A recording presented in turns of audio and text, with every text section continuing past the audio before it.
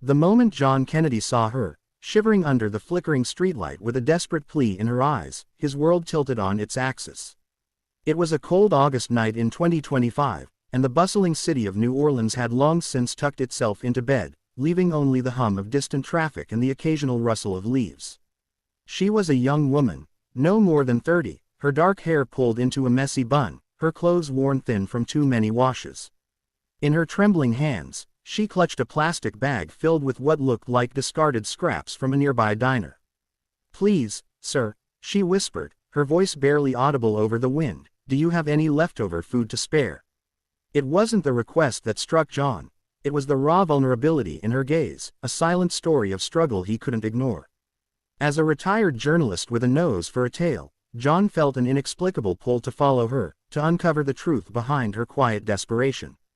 Little did he know, that decision would unravel a life-changing revelation. John, a man in his late 50s with silver hair and a lifetime of chasing stories, had seen his share of hardship. After decades covering wars and natural disasters, he'd settled into a quieter life, volunteering at local shelters and writing memoirs no one read. That night, as he handed her a sandwich from his own dinner, he noticed the way her fingers lingered on the bag, as if it were a lifeline. Something told him this wasn't just about hunger. Against his better judgment, he trailed her at a discreet distance, his heart pounding with a mix of curiosity and guilt. She moved swiftly through the shadowed streets, her steps weary but determined, until she reached a dilapidated apartment building on the edge of town.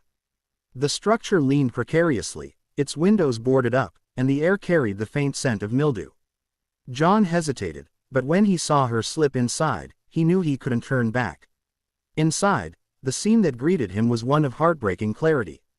The young woman, whose name he later learned was Aisha, knelt beside a makeshift bed where a small boy, no older than 5, lay curled up under a threadbare blanket. His face was pale, his breathing shallow, and a makeshift bandage wrapped around his arm hinted at an injury.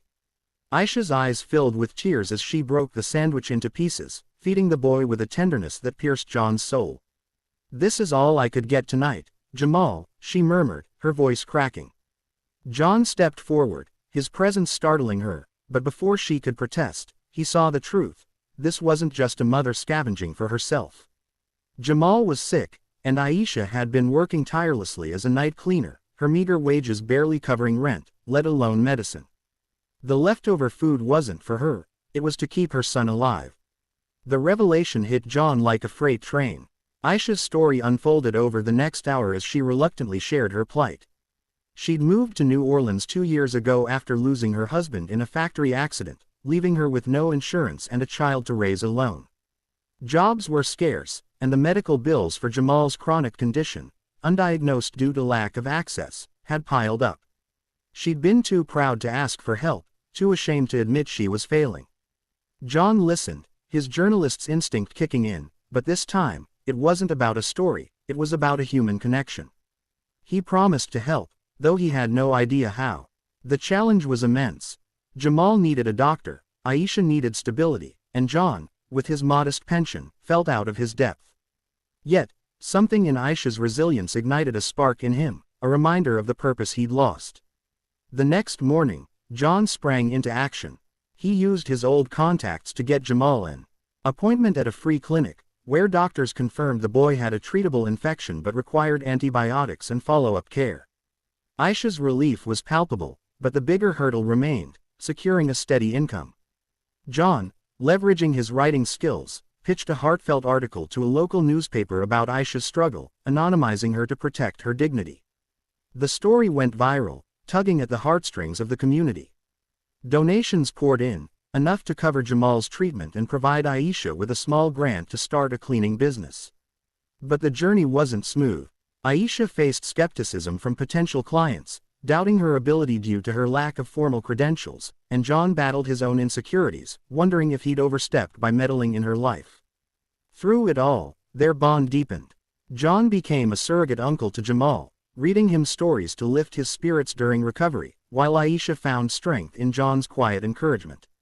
There were setbacks. Jamal's condition flared up once, requiring an emergency visit, and a client backed out of a contract, leaving Aisha in despair. But each challenge was met with resolve. John organized a crowdfunding campaign, rallying neighbors to support Aisha's business, and she, in turn, proved her worth with impeccable work ethic. Months passed, and by December, Aisha's business was thriving, Jamal was back to his playful self, and John felt a renewed sense of purpose. The apartment was still humble, but it was now filled with warmth, a stark contrast to that cold August night. The story culminated one snowy evening when Aisha invited John to a small celebration marking her first profitable month. As they sat around a table adorned with food, some leftovers, some donated, all shared with love, Jamal handed John a drawing of the three of them, smiling under a bright sun. Aisha's eyes met John's, gratitude and pride shining through. "You didn't just give us food," she said softly. "You gave us hope." For John, it was more than a thank you. It was a mirror reflecting his own redemption, a chance to use his past for good. The message lingered in the air, inspiring and clear. Even the smallest act of kindness, driven by empathy, can transform lives and rekindle purpose. As the camera might pan out in that imagined YouTube video, the viewer would be left with a call to action, to see the unseen, to act with heart, and to believe in the power of human connection. Thanks for watching. Please channel subscribe, video like, comment and share with friends. Slightly smiling face.